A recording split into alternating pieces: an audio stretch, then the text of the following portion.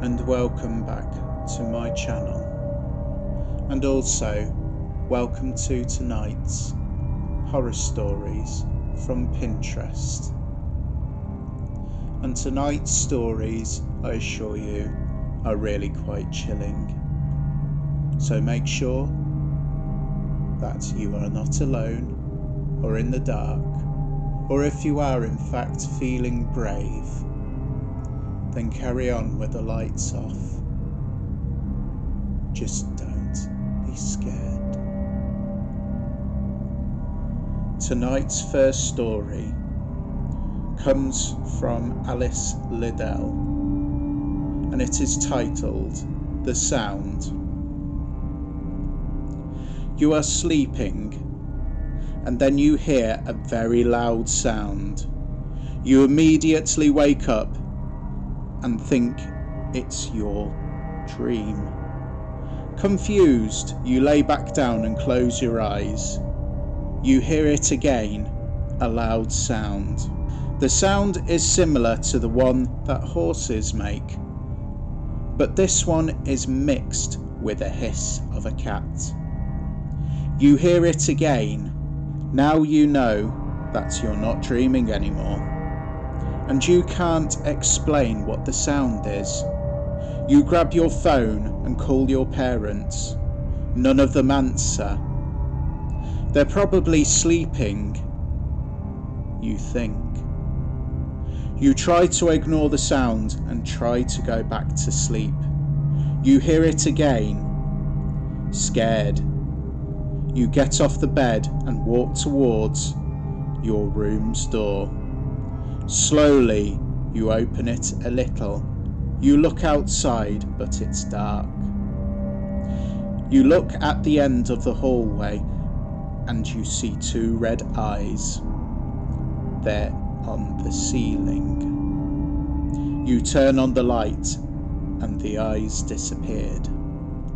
You start walking towards your parents' room, which is at the end of the hallway. Scared and shaking, step by step, you get closer to it. You're halfway there. The lights turn off. You hear the sound again. It's right behind you.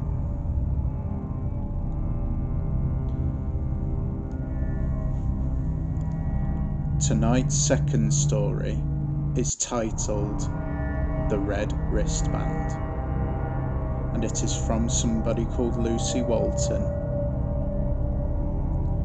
When you are admitted to hospital, they place on your wrist a white wristband with your name on it. But there are other different coloured wristbands which symbolise other things. The red wristbands are placed on dead people. There was one surgeon who worked a night shift in a school hospital. He had just finished an operation and was on his way down to the basement. He entered to the elevator, and there was one other person there. He casually chatted with a woman while the elevator descended. When the elevator door opened, another woman was about to enter when the doctor slammed the close button and punched the button to the highest floor. Surprised, the woman looked at the doctor with confusion for being rude and asked why he did not let the other woman in. The doctor said, "That was the woman I just operated on. She died while I was doing the operation. Didn't you see the red wristband she was wearing?" The woman smiled and raised her arm and said, "You mean the one like this?" Tonight's third story is brought to us by Sydney Screamer, but it does not have a title.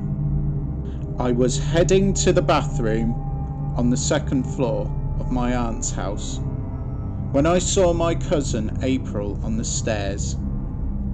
April was very young and very animated.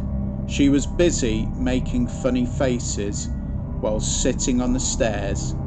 I asked her what she was doing.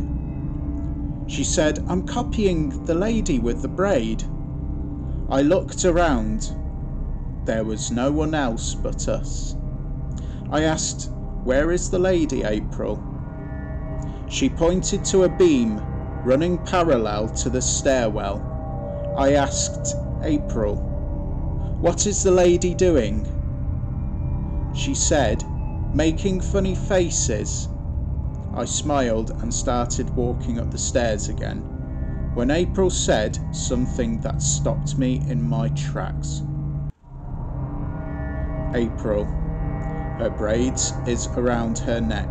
I turned back and asked April to repeat herself. April pointed. The lady is hanging by her braid. She's making funny faces. Then April started making a face, which I then realised it was somebody gasping for air.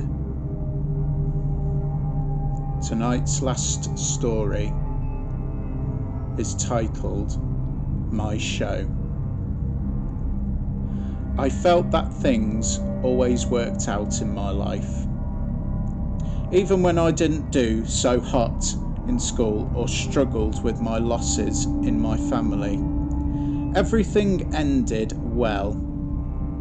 My family told me it was God's plan, so we should be thankful to Him. I didn't believe them.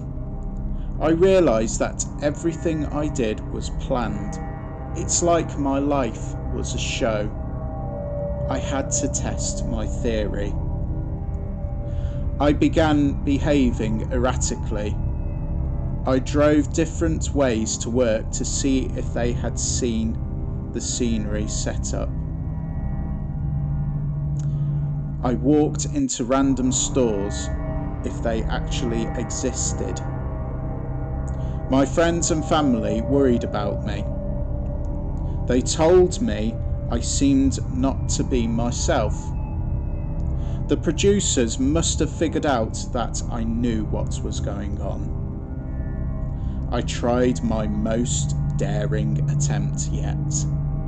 One night, I got in my car and began driving. After hours of driving, I pulled into a motel for the night and went to sleep happily for the first time in a long while, believing I outsmarted the producers. I woke up in the same bed but on a studio set, but with a man sat next to me in a director's chair. Well, look who woke up. You gave us quite a fright leaving us like that. He began polishing a gun in his hands. You know, we realised your little epiphany a while back and let it go. You are a clever one figuring it out. However, you made one error. The show was always about your brother. You, my friend, were an extra. And now your brother will deal with your tragic death in this season. And that concludes tonight's horror stories from Pinterest. I would like to thank everybody who has watched tonight's stories. And also I have a new announcement tonight, that I have included a PayPal link into my channel, and it is also in the description box below. Anybody who wishes to donate can now do so, and any donations are greatly appreciated, and also any donations that are made go straight back into the channel and spent on new resources such as equipment, petrol for my explores and other things as well that will help the channel. Thank you once again for watching, and remember, don't be scared.